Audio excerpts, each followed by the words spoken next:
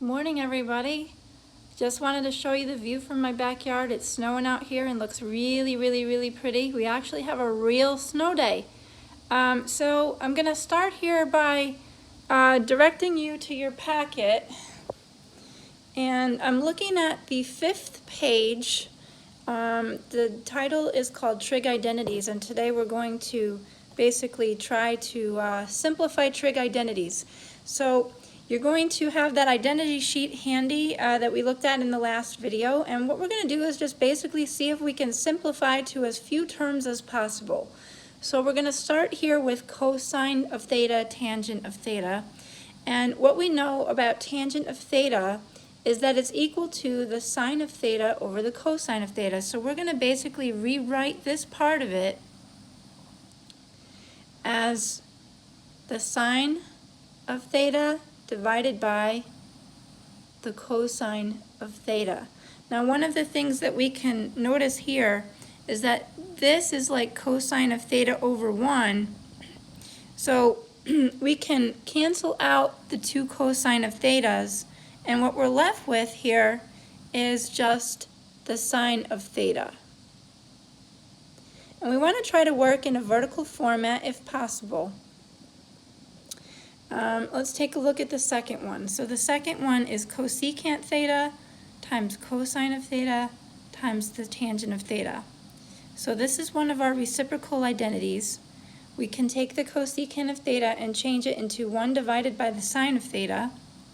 We can leave the cosine of theta alone, and the tangent of theta we can change into sine divided by cosine. So here we go, 1 divided by the sine of theta times the cosine of theta times the sine of theta over the cosine of theta. And now we want to see if anything cancels out. So cosine of theta is like cosine of theta over 1, and notice how we can cancel and cancel, and we can also cancel these two. So we're really just left with 1.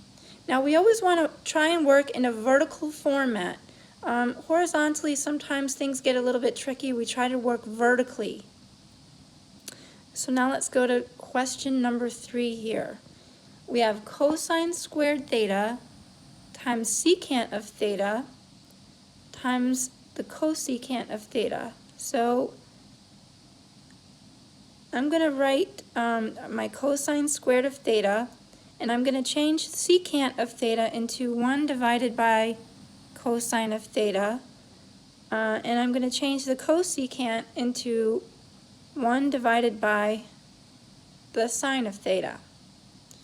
So this is like cosine of theta times cosine of theta.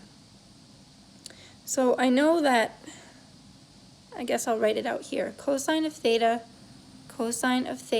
times 1 over cosine of theta times 1 divided by sine of theta. So I know that one of those can cancel out with the cosine. And what I'm left with is cosine of theta over 1 times 1 over sine theta. And thinking about cosine of theta divided by sine theta, I know that that's going to be equal to cotangent of theta. Okay, so now for our last example here. We have sine of theta divided by cosine of theta times the tangent of theta. I'm going to particularly look at this part of the example right there. Sine of theta over cosine of theta. I know that that is equal to tangent of theta. And then I have a tangent of theta on the denominator. And when I divide anything by itself, I'm going to get an answer of 1. Okay, and that's it.